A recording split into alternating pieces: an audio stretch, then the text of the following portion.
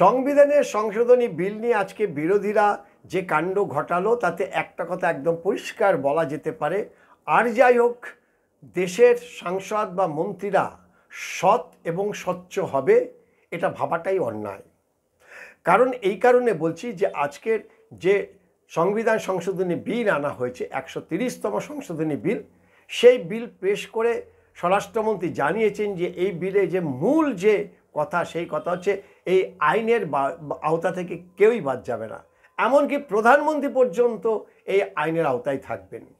কি লেখা আছে বিলে? প্রাথমিকভাবে যেটা জানা গেছে যে 30 দিন যদি কেউ কোনো মন্ত্রী বা সাংসদ যদি গ্রেপ্তার হয় এবং 30 দিন যদি তাকে জেল হেফাজতে থাকে তাহলে 31 দিনের মাথায় তার মন্ত্রিত্ব খোয়া যেতে পারে। পরবর্তীকালে সে সংসদ পদে আর দাঁড়াতে পারবে না এমনও সিদ্ধান্ত নেওয়া যেতে পারে। এসবটাই প্রাথমিকভাবে ছিল, কিন্তু তার আগেই বিরোধীরা রে করে তেড়ে এসে এই বিলকে বন্ধ করে দিল। আচ্ছা, এত ভয় কিসের বাবা বিরোধীদের বলুন তো দেখি, কেন বিরোধীরা এত ভয় পাচ্ছে? আজকে বিজেপি সরকার কেন্দ্রে শাসক দলের ভূমিকায় রয়েছে, কেন্দ্রে ক্ষমতায় রয়েছে, কালকে তো তারা নাও থাকতে পারে। তাহলে এই সংশোধনী বিল শুধুমাত্র তো বিরোধীদের জন্য না, এই সংশোধনী বিল তো বিজেপির ক্ষেত্রেও প্রযোজ্য। এখানে তো বিজেপির যারা মুখ্যমন্ত্রী আছে, বিজেপির যারা এখানে সংসদ রয়েছেন, এমনকি প্রধানমন্ত্রী নরেন্দ্র মোদী, তিনিও তো এই বিলের মধ্যে যে আইন, সে আইনের আওতায় থাকছেন। তিনিও যদি কোনো দুর্নীতি করেন, যদি 30 দিন তাকে জেলে থাকতে হয়, তাহলে তারও মন্ত্রিত্ব পদ চলে যাবে। এত ভয় কিসে? বলা হচ্ছে নাকি এটা কালা বিল, এটা নাকি ব্ল্যাক ডে, ব্ল্যাক বিল, রাজ্যের মুখ্যমন্ত্রী বলছেন। কিসের ভয় মুখ্যমন্ত্রী?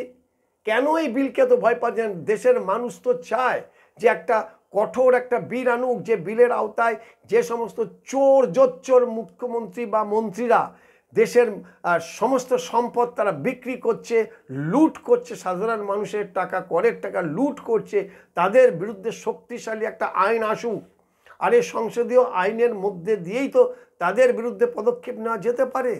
তাহলে কিসের ভয় বিরোধীদের এত? কেন তারা এত লাফালাফি করছেন?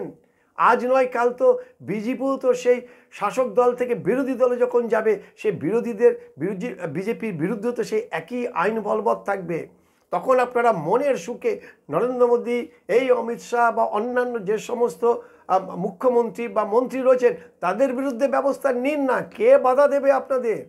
আপনারাও তো স্বপ্ন দেখছেন যে দেশের প্রধানমন্ত্রী রাহুল গান্ধী, তিনি দেশকে স্বাধীন করার জন্য একটা সৎ স্বচ্ছ প্রশাসন দেওয়ার জন্য তিনি প্রধানমন্ত্রী আবার স্বপ্ন দেখছেন।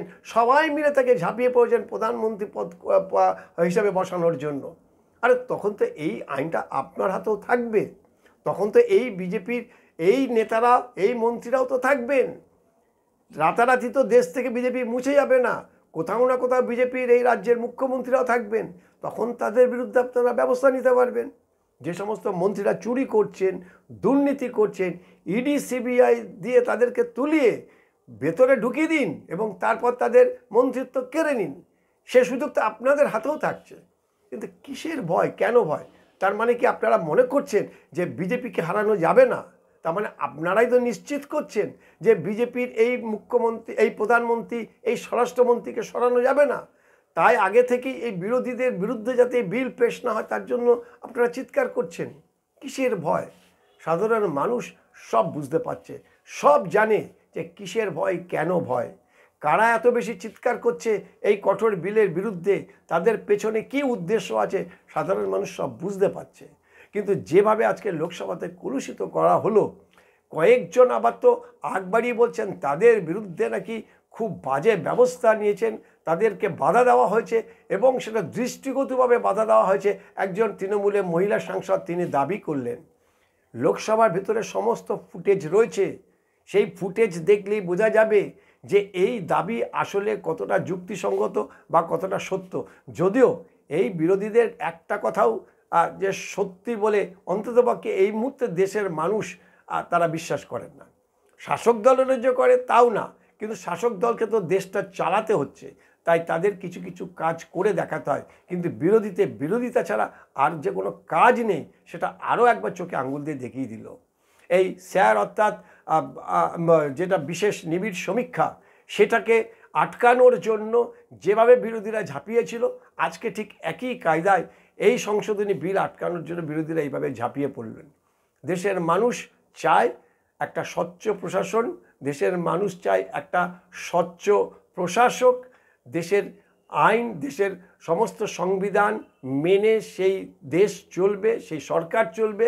সরকারের যে প্রধান যে লক্ষ্য, দেশকে এগিয়ে নিয়ে যাওয়া, সাধারণ মানুষের সুবিধার্থে সমস্ত রকম এই ধরনের পরিকল্পনা, সামাজিক পরিকল্পনা, সেগুলি সুরক্ষিত রেখে দেশকে এগিয়ে নিয়ে যাবে, এটাই সাধারণ মানুষের দাবি বা ভোটারদের দাবি।